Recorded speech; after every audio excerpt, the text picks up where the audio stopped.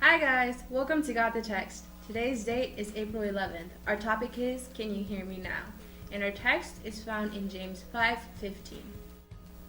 And the prayer of faith will save the sick, and the Lord will rise him up. And if he has committed sins, he will be forgiven. Have you ever felt that God was speaking to you? I don't mean to tell you through your conscience telling you. That's something when you're doing wrong.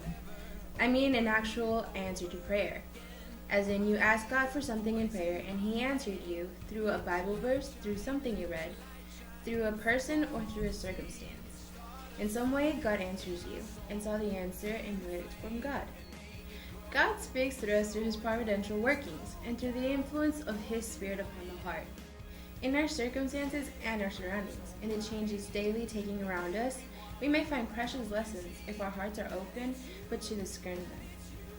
The psalmist, tracing the work of God's providence, says, "The earth is full of the goodness of the Lord.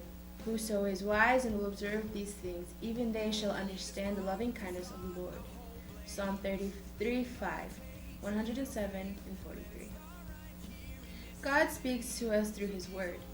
Here we have a clear lines of the revelation of his character, of his dealings with men, and the great work of redemption.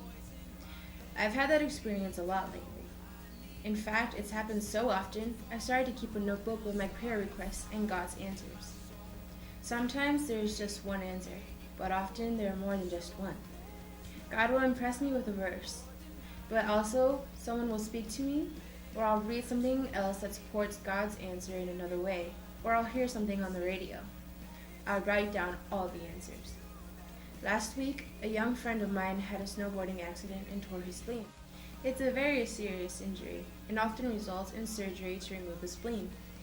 As I prayed for him, God impressed me to pray that he wouldn't lose his spleen, even though I didn't think that was even an option. As I prayed, God gave me today's verse. I believe God was saying that he was going to heal my friend and he wouldn't need to have his spleen removed. And you know what? He didn't. The doctors decided to wait, and he got better, so they didn't operate. When you pray, one of the most important things you can do is wait for an answer. Don't just ask for something and then rush off. Take the time to listen to God's answers, and be sure to thank him for hearing your prayer and being involved in your life. That's it for today. I'll see you next time.